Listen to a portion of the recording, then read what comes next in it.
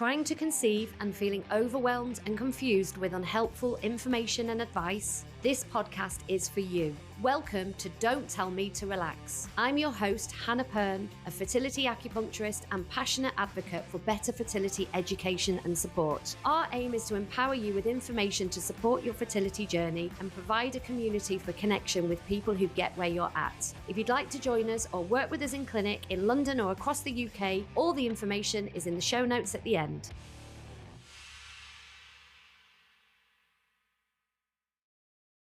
AcuPips sponsors Don't Tell Me to Relax. If you're looking for a way to naturally balance your body, calm your mind and relieve anxiety, then AcuPips has the answer. AcuPips is the UK's original ear seed company, founded by traditional acupuncturist Zoe Young. Ear seeds are small seeds or metal balls attached to an adhesive and placed on pressure points on the ear in specific combinations, creating balance within the body. Discover more today at acupips.com and use code RELAX for 20% off site-wide. AcuPips, modern healing, ancient practice. Hello and welcome to this week's episode where we are going to be looking at the Emma and the Alice test with Dr. Ed Coates. Ed is the medical director at the Evewell in West London, and this is his second time on the show. So welcome, Ed. Lovely to have you back. Can you introduce yourself and tell us about your work and the Evewell, please? Brilliant. Yeah. So thanks for having me back on the podcast. So yeah, I work at the Evewell in the west of London, which is the Hammersmith Clinic. We've got two clinics. One is in central London in Harley Street. And after, like a lot of doctors, moving over the years from my training right through, I was in Oxford, and prior to that, I was a consultant in Bath. I basically found the Evewell, which is I think, a great place for a lot of the holistic stuff that we do around the science and really attention to detail with a lot of patients that often are quite end stage with a lot of their fertility. They've been through lots of iterations of different clinics. And I suppose what we're going to talk today about does feed a little bit into the diagnostics that we look at when we're trying to work out the most optimal way to put embryos back into the womb. But also, sometimes you'll do some of these tests around your natural cycle. So can we start right at the beginning? So Emma and Alice, what does it stand for, first of all? And what are you testing with it? So I've always thought they're quite strange names because they're two girls' names, and they are obviously testing things from inside the womb or from the vaginal microbiome if you're doing it in a slightly different way. But these names basically sort of acronyms for endometrial microbiome is the Emma bit of it, metagenomic analysis. So it's essentially a molecular test looking at the good and the bad bacteria in the womb. So we take a biopsy when we're doing the Emma test and the Alice test. It's a combined test, and you're actually taking a few cells from the endometrium. And the thinking process behind that is you're trying the microbiome. We about 2 or 3% of our bodies actually is bacteria. There's bacteria all over us, in our lungs, in the reproductive tract, all over our skin. But actually inside the womb, where an embryo may be, there could be a dysbiosis, so an imbalance there of optimal environment versus bacterial that might not be so healthy. And so what the Emma test is trying to do is to amplify up the bacteria from a molecular way. So it's amplifying up the DNA of these different types of bacteria to see if they're there or not. And if they are there and are they harmful? Are they ones that will cause a problem, which is the Alice part of the test, which is the looking at the bacteria which cause inflammation, endometritis. So when you see itis on the end of anything, rhinitis, dermatitis, it means inflammation. There are certain bacteria which can be there and actually are more harmful. And so we're looking really to say, well, actually, before we put this embryo back, which might be your only embryo, let's say you're 43 or 44 and it's taking you a long time to find that embryo, we know that actually the environment we're putting it to is optimal. And so that's really the purpose of the test. And the reason we do it from inside the womb is because that's exactly where we're going to put the embryo. But it is an invasive test. You have to have either while you're asleep, we would do it if you're having an egg collection, or if you're doing it just in the clinic room, it takes about 20 seconds. But it's a bit like going for your smear test. We'll pass the speculum into the vagina, clean the cervix, and then we pass a small tube through the cervix into the womb itself. And we actually do what's called a scratch, actually. We take a few cells away and then we send it off to the genetics lab. So it's not the nicest outing because you've got to have an examination, you've got to go through a procedure for sort of a minute or two, and it can cause a few cramps and a little bit of spotting and bleeding. But actually, it can give us an enormous amount of inflammation. And I think for some people, not for everyone, but for some people, it's really relevant when you're trying to work out why embryos aren't implanting. Mm. And when you have the test done, you just mentioned then you can have it done alongside egg collection. As long as the egg collection window is falling into the right period of time into the luteal phase, we actually do it. And the reason I would suggest sometimes doing that is because time is so important in fertility. A week feels like a month and a month feels like a year. You kind of feel like you're forever holding your breath, waiting and waiting and waiting. And so if if you do find a sort of rainbow effect of lots of different bacteria, good and bad, that shouldn't be there, potentially the harmful ones, sometimes it does indicate antibiotic treatment. And if you do need that, sometimes you need more than one course. I have seen patients that have antibiotics that don't respond initially. So sometimes a rebiopsy is needed. So I try and take it in a time relevant to creation of embryos, because if we're going to create embryos, we're going to test them potentially if you're of a certain age and need that, or it's indicated that you genetically screen the embryo to be normal before you replace it. I think it's also important at that point, because it will be shortly after that you'll be putting an embryo back, that you're doing the test sooner rather than later, because it does take a course of antibiotics, or perhaps more than one, that will delay things more and more. So as soon Mm. as we can, but what I tend not to do is do that first, because if you then spend 9 months trying to find an embryo, the bacterial microbiome will undoubtedly change, as it does through our guts, through our bodies, through month to month. There'll be biological variability. So yeah, it can be done, but it has to be done in the early luteal phase, so after ovulation. And so if you weren't doing it at egg collection, you've just answered my question there, really. So if you're not doing the test at egg collection, you would do it after egg collection. And if Yeah. somebody's not in and around of IVF, do they have to do like a medicated cycle? How does it work? So quite often I find patients that are not doing IVF, who just want to understand their microbiome, might actually do the vaginal microbiome. And there are other things looking at menstrual blood as well. And there are lots of different tests out there on the market. There's actually quite a lot of debate about the consistency between the vaginal microbiome and the uterine microbiome, and also menstrual blood. Don't forget, menstrual blood is at the beginning of your cycle, which is a different time to when I'd be doing the biopsy in an IVF cycle. So for us, I think attention to detail is everything. And if what we would tend to do, if we're not doing it in the cycle where we're collecting eggs in the early sort of 4 or 5 days before you'd potentially be putting an embryo back in the uterus in a fresh sort of transfer situation, I'd probably take the patient through a sort of mock cycle. And what we do there is we prepare the actual womb as though we were to put an embryo in. So on the day of transfer of an embryo, rather than thawing out the embryo and putting it in, we would actually take a little biopsy of a few cells.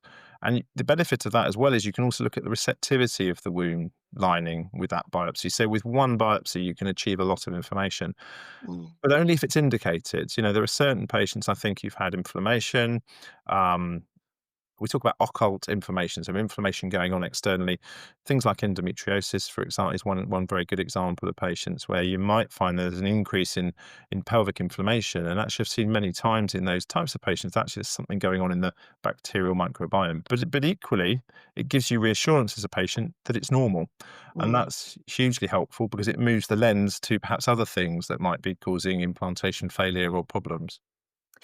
And so the thing that I find quite interesting is that you can have problems within the uterus microbiome that you would have no symptoms for. We spend a lot of time when we speak to patients we ask them a lot about their vaginal health, questions that you don't get asked every single day, but we go deep into like discharge, smells, itch, irritations, infections you've had in your time, because it gives us an indication that we might want to do vaginal microbiome, because we do a lot of vaginal microbiome in our tests. Yeah. And often that can kind of go, okay, well, we think it's a sensible price to pay. It's a sensible test to make, because obviously you don't want to do lots of testing. But with the uterine, it feels like there are zero signs and symptoms for lots and lots of people that there might be something going on. Like it's difficult to do a case history and really draw out something that would flag it. Absolutely. You're spot on. And that's really, really important to recognize. When we talk about bacteria, we instantly think infection and we Mm. think symptoms. And actually what we're talking about is um, a group of bacteria which actually, for some of us, is completely normal. It's normal to have bacteria, what we call the sort of vaginal flora of different bacteria throughout the reproductive system. But actually, some are more harmful, and some may be overgrowing and not allowing the optimal bacteria that we want to be present. So you might not have pathogenic bacteria that cause inflammation, but you might have an overgrowth of too many of the other bacteria, which is sort of uh, meaning that the space where an embryo would try and implant is then not optimal. So, and we know that having a healthy pH, having the right bacterial balance within the womb is really important for implantation. So I think of it more sort of, as I said earlier, as a sort of dysbiosis, this sort of imbalance rather than an actual infection. So just because we pick up a bacteria, it doesn't mean that you've got an active infection. Mm. It just means that there's an abundance, an increased load of that bacteria, which is not preferable for successful implantation and pregnancy. And that happens with obviously because couples, if you're in a relationship, will be having intercourse, you can pass those bacteria back and forth, and that can also affect sperm. And we're not talking about sperm fragmentation or problems today, but that can also affect the male reproductive tract. So there are some bacteria which there is crossover between both the male and the female reproductive tract, which can influence quality of sperm, but also the environment where an embryo will implant. And sometimes simple courses of antibiotics can actually improve both sides of that Mm. equation. Mm. How does the bacteria get into the uterus environment? Because in my mind, you have like the cervix as like a protection, and I think I'm right in saying that for quite a long time it was assumed that the uterus environment was sterile.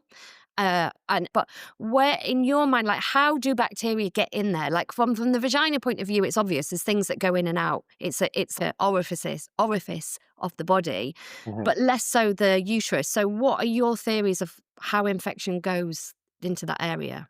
Oh, bacteria will certainly be able to make its way through.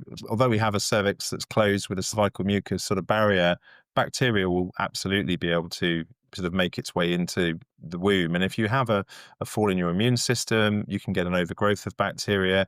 You can also get pelvic infections, which sadly people do get throughout their fertile life, and that can therefore make it much more of an optimal environment for the unhealthy bacteria to sometimes manifest as well. So I don't think the concept that the cervix is closed and there's mucus means you can't have any bacteria. If you have sexual contact, you're definitely at risk. And I've certainly found many couples over the years where they're both carrying the same bacterial load actually, and one may be affecting sperm, or sperm could be improved by treating it. So sexual contact is one. Having other infections or problems in the pelvis, endometriosis, appendicitis, other things, bowel, gut-related microbiome. There's a lot of data now around the link between the gut microbiome and actually the uterus as well. So I think the mechanisms of direct transmission are not the only route, and I think the gut microbiome is relevant, and that's why some of our patients will be on not only vaginal pessaries to optimize the sort of lactobacillus levels, if that's what we feel they need, but also orally as well, because that can kind of maintain that. So I think vaginal pessaries particularly have quite intense, you're putting it locally to absorb where you want that effect to be. And so that we use preferentially in the lead up to an embryo transfer, and a lot of patients will be doing that. A lot of patients today are very well educated, I find. They're actually already on probiotics before they even meet us. And it's always reassuring when you see a patient that actually, if you do this biopsy and it's all completely normal, it gives them that confidence that that possibly is not the problem. And I suppose, Mm. as I said earlier, it is a test that's cost money. It's not cheap. Probably the Emma and Alice test is more expensive than the vaginal microbiome tests, which are easier to do. It's not invasive. But if you are somebody who's going through months and months of treatment, particularly if you're creating embryos which are normal and they're not working, it's horrendous to have to keep going through loss and pregnancy loss. And I think to ensure that that environment isn't the issue, I think can be as important as then finding the actual issue itself, which might be your reproductive immunology, it might be your blood clotting. There could be lots of factors that filter into it. So I Mm. think it's a worthwhile test in certain patients, but it is invasive. And Mm. that's why patients that come and see me who are trying naturally, a patient just in the last couple of weeks, I actually suggested they try the vaginal microbiome, because I actually don't want them to interrupt their trying, Mm. because you have to pause for a cycle if you're actually going to biopsy the womb. Mm. And so do you think like starting as a kind of sensible approach to this, starting with a vaginal microbiome as a first level kind of test and checking that, and then, working from there is a good place to start for somebody who, like you say, is trying naturally, for example. Absolutely, and I think if you most people will tend to sort of fall pregnant in the first 6 to 9 months of trying, and if you're not, those are the sorts of things you might want to look at, particularly if you've got a history of poor gynecological health or there are other issues. If you've had multiple pelvic surgeries or other problems, or you know that in the past you've had infections or you've seen gynecologists, I think it's a really good place to start. It's non-invasive. It's an excellent way to kind of get a baseline, if only to know that things are normal. Mm. Now, when we do what we do, because of I guess the huge costs involved with creation of embryos, which can run into the tens of thousands of pounds sometimes for patients, you might only find that one precious embryo for somebody, as I say, particularly in older patients with low egg reserves.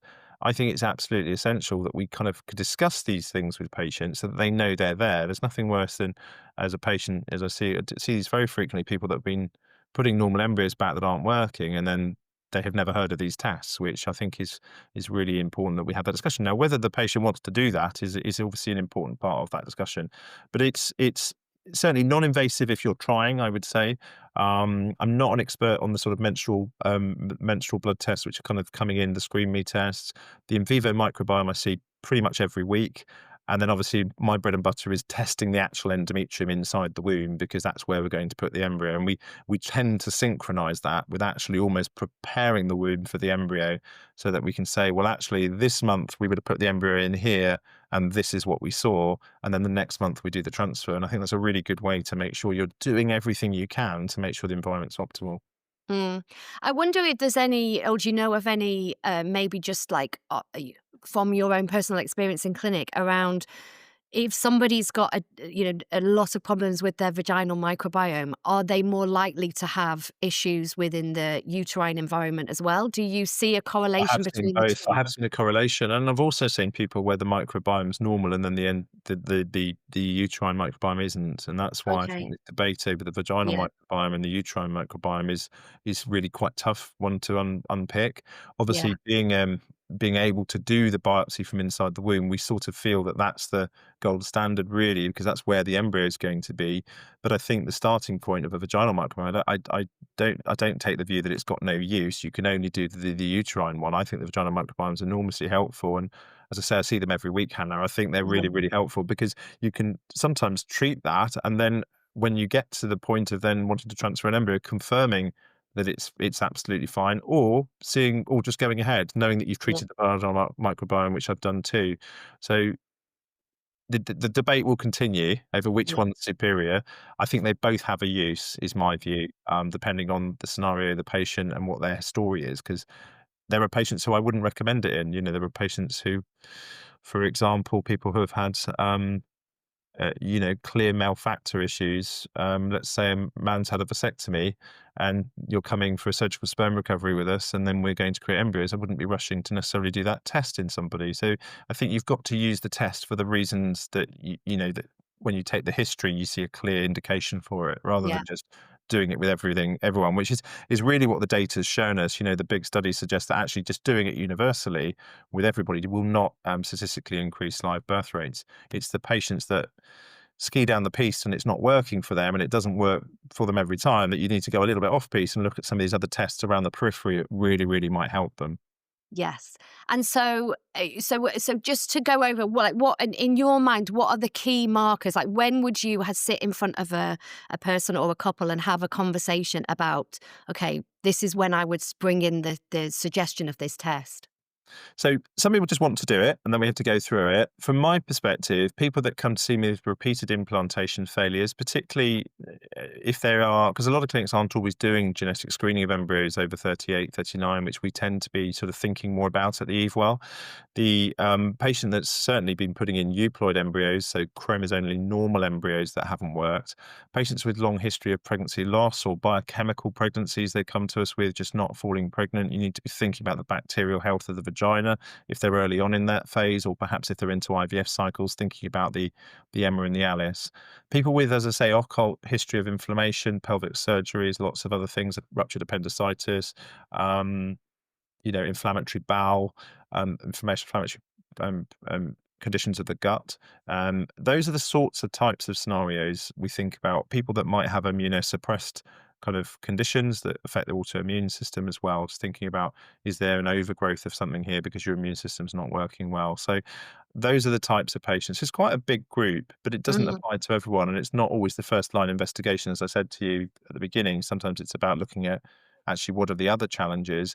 And I suppose as well, we do see a lot of much older patients at the Evewell over, and what's old in IVF nowadays, we treat people up to the age of 40, 45 with their own eggs.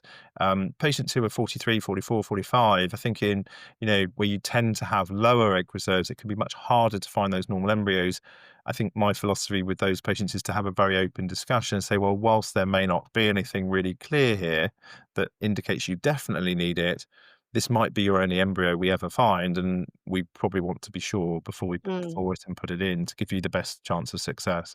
Yeah. And I feel like that is a really difficult place to be, isn't it? And I imagine you must find this as well because, if money was no object and there wasn't the risk of like any procedures, there's always carrying a risk. Of That course. really it would be brilliant to test all of these things for everybody because it's all like we said at the beginning. Sometimes you can have no clue that this is an issue for your body. And so, I've seen it quite a lot in my clinic where people have done transfer after transfer after transfer and then taken a break and then looked at things differently, done some of the external testing, found, issues with the microbiome and then gone on and it's been successful. And you think, and, they often say, oh, I wish I'd have done it sooner. It's And hard. it's like, It's yeah, but really it's tough.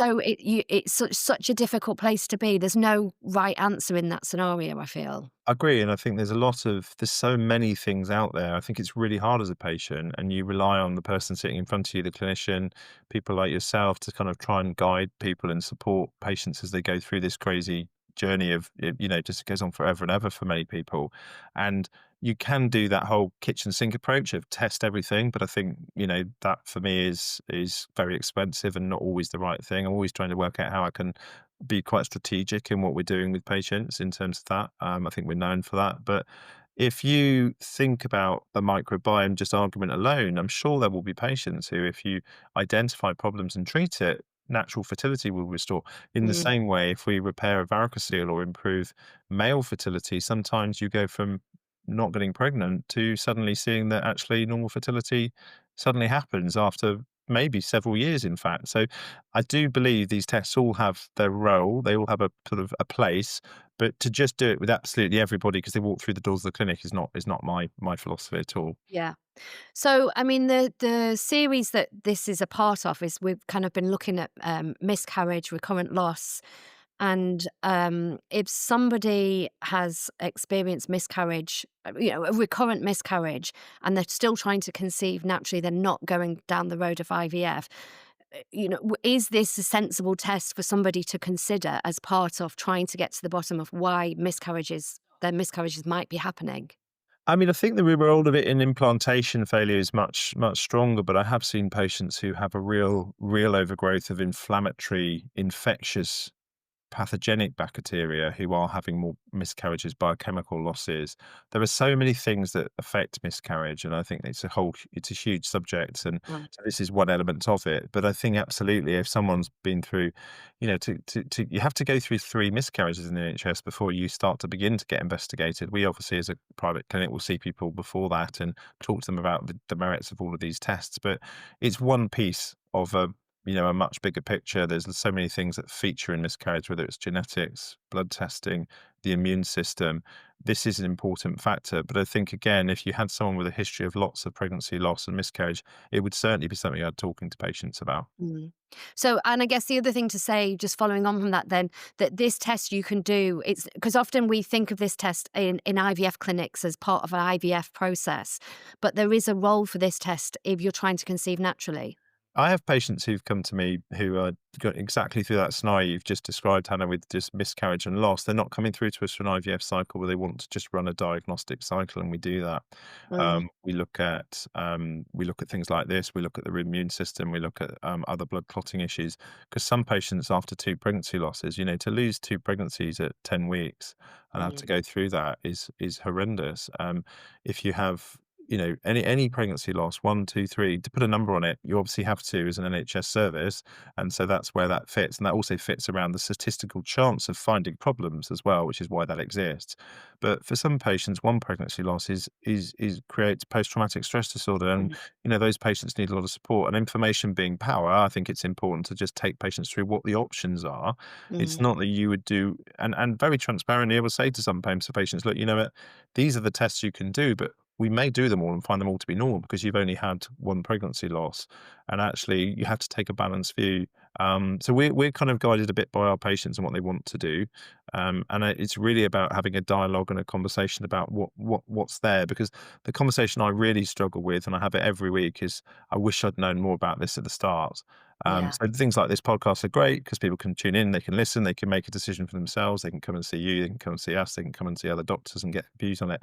But just get that help, get that support, get somebody to talk to you through it, and understand whether it's relevant for you. Because it's sometimes patients come and see me and they go out having done no tests because we agree that that's what exists. Those are the tests, but you don't need to do anything just yet. So I think it's about understanding what applies to your situation. That's the key bit, rather than saying, well, everybody does this after a certain time. I think it's different for everyone because everyone's history is unique. mm.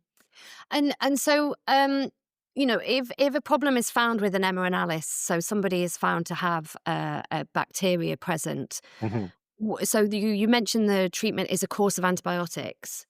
Sometimes, yeah, potentially. I mean, it depends what the bacteria are doing. So if it's the ones that cause infection and inflammation, then certainly those will be flagged up. We'll be certainly more keen to rebiopsy those patients and make sure that that's disappeared and improved. For some patients, it's actually that they have a bit of an overgrowth of certain bacteria, but actually the levels of good, healthy sort of lactobacilli, which we kind of know is really important for bacterial for implantation of the embryo, are actually sort of okay, but not there. There's a bit of a sort of an imbalance there. So we're trying to boost that. So that's where probiotics really come in.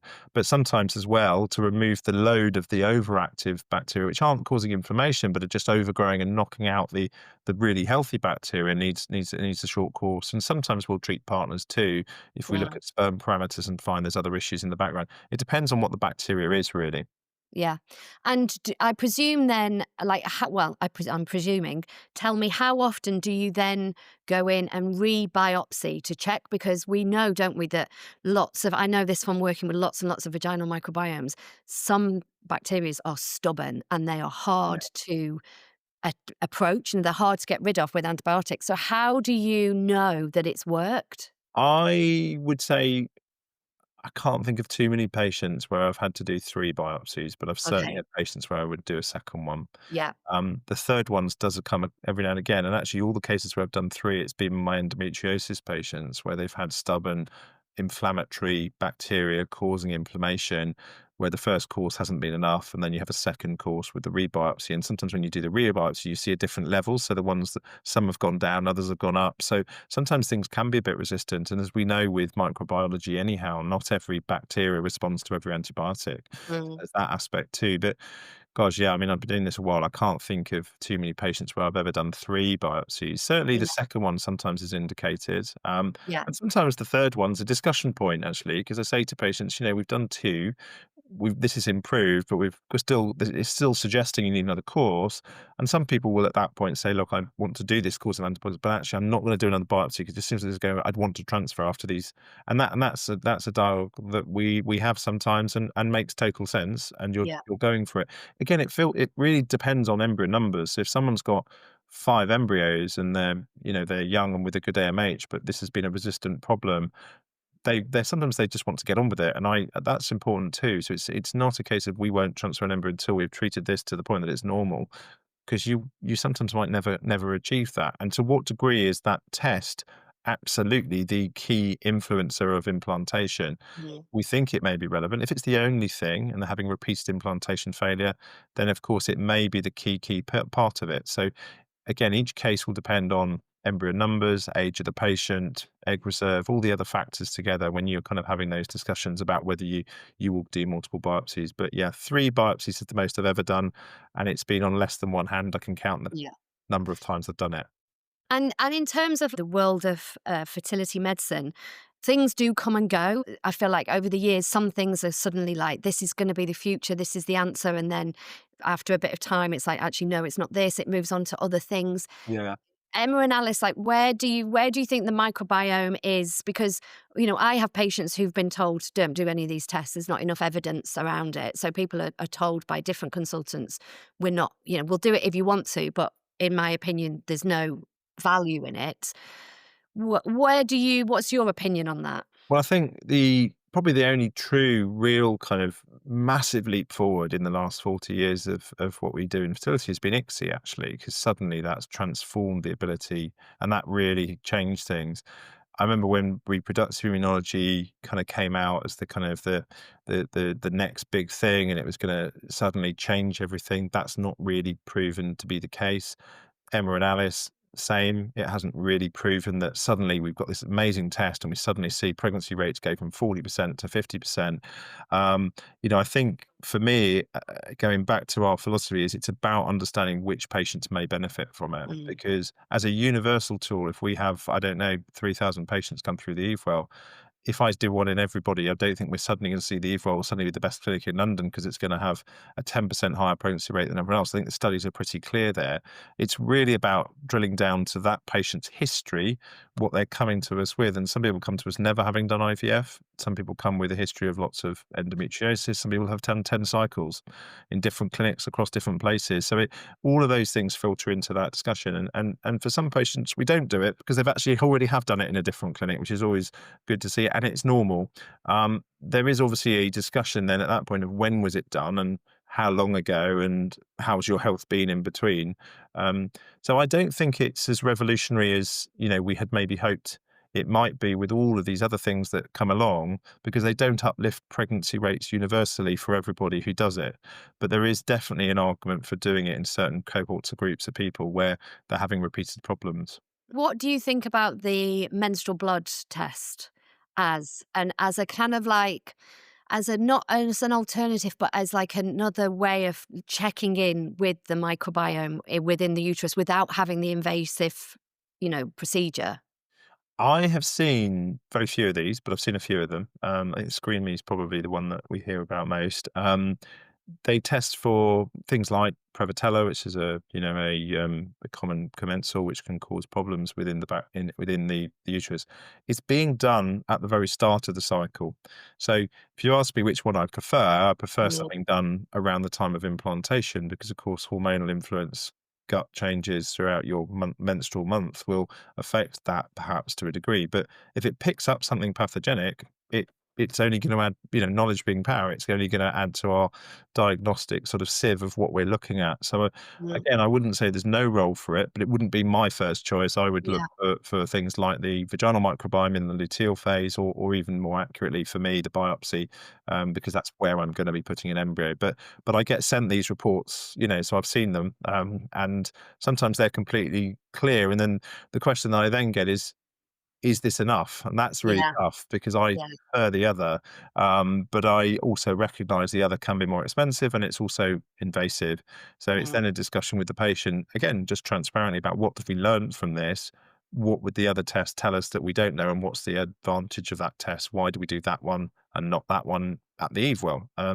But I don't think I would say to any patient, don't do any of these tests. These are awful. I don't take that view, in the same way I think, as we spoke to, earlier before we came on to doing the podcast, things like acupuncture I think are really helpful for patients. I did all my research into putting embryos back in the uterus and there's clear evidence it really helps. So I think for individuals, it's about understanding their history, their background, and by all means send me tests because I like to see what you've done, because then I can use that to then as a platform to then work out what else you need to do. So one last question, Ed, Yeah. is around the ERA test, which is often done in combination, I think, with the Emma and Alice. Um, Yes, but it can be. So again, the endometrial receptivity array is what it stands for. It's again done by a biopsy from inside the womb. You're taking a small amount of endometrial cells, and then from a genetics point of view, they amplify up the DNA of different genes, which we know to be present through the receptivity window, to see if actually receptivity is where you think it is. Now, my experience of this test is most of the time it's exactly where we think it is. mm, However, I have over the years seen patients where that receptivity window can move significantly, and to what degree we believe it, there's been a lot about the era, and I think there's a lot of sort of negative stuff around the era as well. But again, for a patient that keeps putting embryos back in a frozen transfer cycle that just don't implant that are normal, I think you need to be absolutely sure, because we put an embryo back after sort of 120 hours of progesterone on average, and so there's the sort of receptivity window is not just an hour; it's very broad. But trying to work out where that peak sort of best bit is really what that test is designed to do. And I've seen it move from as much as down to 109 hours, as much as I've moved up to 140 hours on that test, with actually the net knock-on impact that you then adjust when you use the progesterone and actually change when you put the embryo in. So you might put it in even a day later, or 12 hours or 18 hours later, or you might start the progesterone at a different time. And I have seen that make the difference for some people. But most of the time, I find it to be normal. So mm, I would say, it's a difficult one, that one for me, because if you're to say, where are you going to spend your money and what is the statistics of all of this, statistically, most of the time I find it to be actually okay. mm. Okay, thank you for clarifying Yes. that because it's really helpful because I know it's kind of been in and out again. It's like it was a really popular In test and vogue. then Yeah, yeah, and then it and then sort of kind of loses favour, and then new studies come out. I think, again, all of these studies used as universal tools, I don't think there's a role that they should just be used across clinics and everybody. But I yeah, think in certain individuals, there's definitely an argument for looking at them and discussing them. And then obviously it all boils down to, cost. If everything was easy to do and didn't cost lots of money, it would be a super easy discussion. But it's really tough because as a patient, you've got to prioritise. yeah, yeah. Thank you, Ed. That was super, super helpful. And I know loads of people will be really interested to listen and learn more about that. So I'll put all your details and the Evewell details on the end of the show so people can get in contact. And thanks a lot for your time today. Cool. Thanks. Nice to see you, Anna. Take care. Bye Thank for you. now. Bye bye. We hope you have found this helpful. If you'd like more on fertility education, please see our Teaching to Conceive free course linked at the end of the show. You'll also find the link to join our community. For more personalised fertility support, you can work with us one-to-one in clinic and online. You can book a discovery call to find out more.